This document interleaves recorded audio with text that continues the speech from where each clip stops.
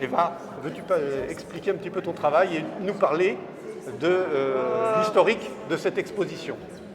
Alors, il me manque mes mots. Bon, cette expo, elle s'appelle Un voyage imaginaire.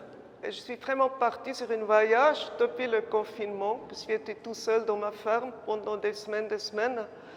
J'avais beaucoup de solitude et j'ai commencé à créer un voyage imaginaire. Et le résultat, vous voyez ici. Et j'ai dit oui pour ce projet parce que j'aimais beaucoup l'architecture de ce chapelle, que je pensais pour moi c'est comme un bateau qui peut partir. Alors j'ai laissé repartir ce bateau. Et tous les travaux que vous voyez, c'est le mouvement, la transformation, la façon de voir les choses sur des directions très différentes. Mais c'est toujours le mouvement, mouvement, mouvement.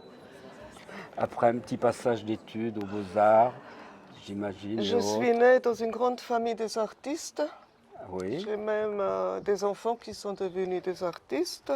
On vit dans cet univers. J'ai fait plusieurs formations comme plasticienne, sculpture, peinture, restauration des fresques dans les églises. J'ai beaucoup de formations de travailler aux mains. Hein, et j'aime bien de plancher dans des métiers très différents, mais souvent dans l'art contemporain. Et c'est des installations, des mises en scène, de me communiquer avec l'architecture qui m'entoure. C'est ma point de vue principal. C'est ça qui m'inspire de l'architecture. et qui m'attire. Oui. D'accord. Par exemple, là, dans la chapelle Saint-Valérien, pour moi, c'était très important que l'architecture, les voûtes, par exemple, que ça fait partie des mises en scène des tableaux, hein, qu'on réfléchit sur l'illuminage, que c'est intégré. Et en même temps, comme j'ai parlé au vernissage, au dialogue là, que j'ai dit, cette chapelle, ça me devient comme un bateau qui est en train de partir.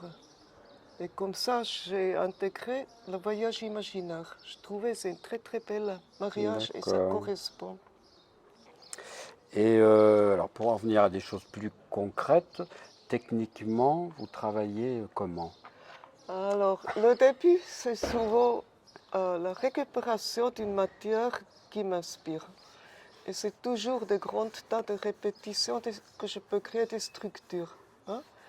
Là, dans l'expo, c'était les ardoises, une toile d'ardoise que j'ai reçue, les poutres de récupération d'une ancienne toile, par exemple, les loupes de lunettes que j'ai des milliers à la maison, que j'utilise, et des plaques vitres négatives des anciennes photos. Oui, je vois, c'est ce que j'avais cru deviner. Oui. Un peu. Oui, à partir de choses de récupération, quoi. Oui. Hein, voilà, qu'on stocke, et puis après... ça m'inspire, et ça me déclenche de faire mon voyage. Voilà, et puis après, hop, ça se met en place, ça se structure petit à petit. D'accord. Oui, parce que j'ai l'impression qu'il y a des endroits, il y a plein des anciennes images, et ça, c'est les vieilles photos, les vieilles plaques. Oui, oui. Parce que le début, c'était une collection des anciennes locomotives. C'était le premier tas que j'ai trouvé, et ça m'a donné l'idée de voyager. Parce que je pensais, les locomotives, ça tire, ça commence le voyage. Voilà. J'aimais beaucoup ça, les grandes machines, et le bruit. D'accord.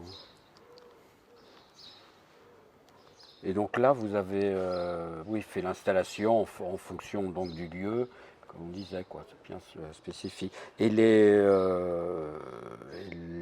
la sculpture, qui est en basse aussi, la partie basse, c'est aussi en ardoise? C'est en ardoise, ça s'appelle les éruptions. Et ça communique avec les autres. Les autres, ils s'appellent les totems ombrés. Et c'était l'idée. Ils ont été exposés au château Farin, dans une allée. Et ça, c'était vraiment le peuple qui marche, le peuple qui arrive ou qui part, les réfugiés qui cherchent un abri. Parce que Ouais, c'est ouais, fait ouais. avec les ardoises d'une toiture. Et j'ai vraiment pensé, je veux poser une signification. Que Mhm. chacun a Ouais, le ouais. droit d'une abri, une protection, un toit. Et au fin, la deuxième installation, les éruptions, c'est les émotions, les sentiments, le mouvement des émotions. Les gens qui arrivent, qui touchent les angoisses, mais aussi les sentiments positifs. Je peux dire l'état d'être, peut-être. Et surtout, quand c'est posé dans une église, ça lui donne Oui, ça lui donne une du certaine sens, quoi. Ouais, ouais. importance. Ouais, ouais, ouais, tout à fait.